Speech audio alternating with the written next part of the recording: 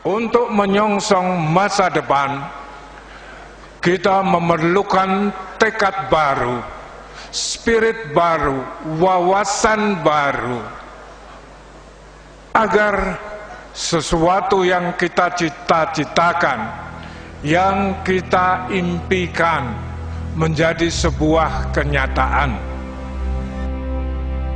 Mengenang sang guru bangsa, Abdul Malik Fajar. Abdul Malik Fajar lahir di Yogyakarta pada 22 Februari 1939. Ia dikenal sebagai tokoh bangsa yang sangat peduli pada dunia pendidikan. Sebagai anak seorang guru yang juga aktivis Muhammadiyah, Malik Fajar adalah sosok yang mewarisi jiwa aktivisme dan kepemimpinan ayahnya, Fajar Marto Diharjo, yang di kalangan Muhammadiyah dikenal sebagai tokoh yang bijaksana dan mengayomi.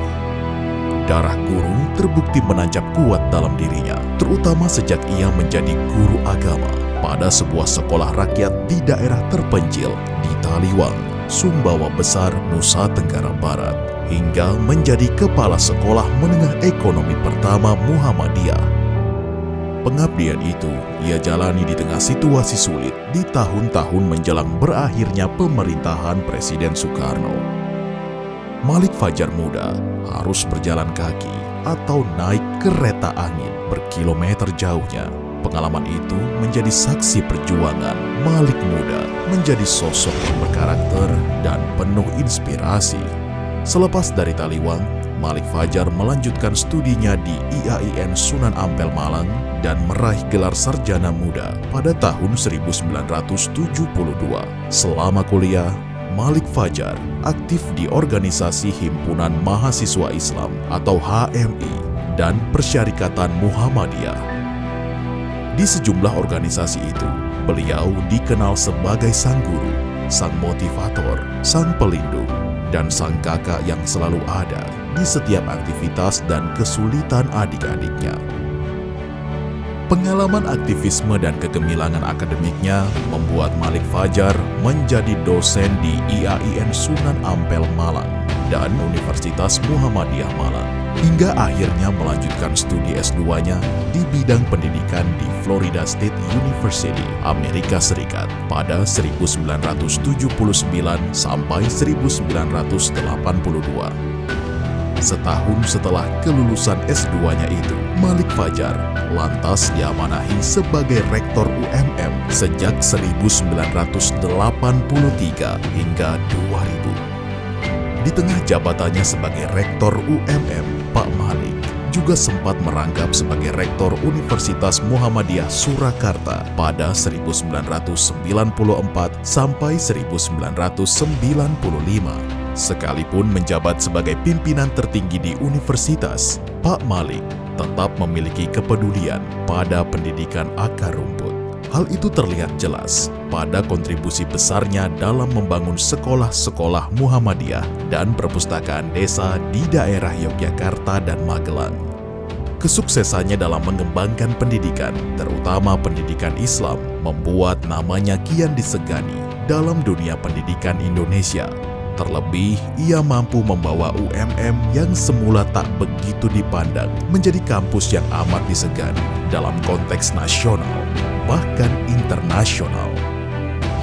Pada akhir 1997, Malik Fajar menjadi salah satu focal point bersama sejumlah tokoh bangsa lainnya seperti Nurholis Majid dan Abdurrahman Wahid.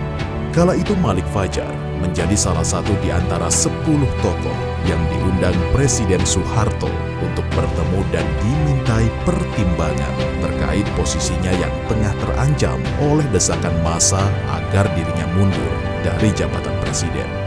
Malik Fajar dan para tokoh itu lantas menyarankan Soeharto agar bersedia mundur demi stabilitas nasional. Tepatnya pada 18 Mei 1998, Soeharto akhirnya lengser dari jabatan presiden. Gagasan dan kiprah kebangsaan Pak Malik membuatnya memainkan peran penting, baik sebagai think tank maupun penentu kebijakan negara. Tak heran, Pak Malik seringkali dipercaya memegang jabatan strategis di pemerintahan seperti Menteri Agama di era Presiden B.J. Habibie pada 1998 sampai 1999 dan Menteri Pendidikan Nasional di era kepemimpinan Megawati Soekarno Putri 2001 sampai 2004. Bahkan, ia juga sempat menjabat Menteri Koordinator Kesejahteraan Rakyat atau Menko Kesra ad interim, menggantikan Yusuf Kala yang ketika itu mencalonkan diri sebagai wakil presiden pada pemilu 2004. Selain itu, pada pemerintahan Jokowi periode 2014-2019, Malik Fajar mendapat posisi kehormatan sebagai anggota Dewan Pertimbangan Presiden RI. Salah satu legasi penting Malik Fajar yaitu reformasi pendidikan nasional yang mampu menempatkan institusi pendidikan agama yang awalnya dinomorduakan menjadi setara dengan pendidikan umum. Perjuangan Pak Malik mengubah IAIN menjadi UIN bukan saja perihal nomenklatur, namun juga sebagai upaya menempatkan pendidikan Islam yang semula di pinggiran menjadi ke tengah. Demikian pula pesantren yang sebelumnya merupakan lembaga pendidikan Islam indigenous mengalami transformasi menjadi lembaga pendidikan unggulan yang modern. Tak perlu diragukan lagi pada diri tokoh pendidikan yang tak pernah berhenti berkarya ini, mengalir darah guru dan darah Muhammadiyah. Sungguh lengkap kiprah Malik Fajar, mulai dari praktisi pendidikan paling dasar, birokrat pendidikan, hingga cendekiawan muslim yang senantiasa berpikir soal kemajuan bangsanya. Ibarat pena, Malik Fajar adalah tinta yang tak pernah habis. Guru adalah jiwanya, penghayatan terhadap filosofi guru, menjadikannya seorang guru yang sebenar-benarnya guru.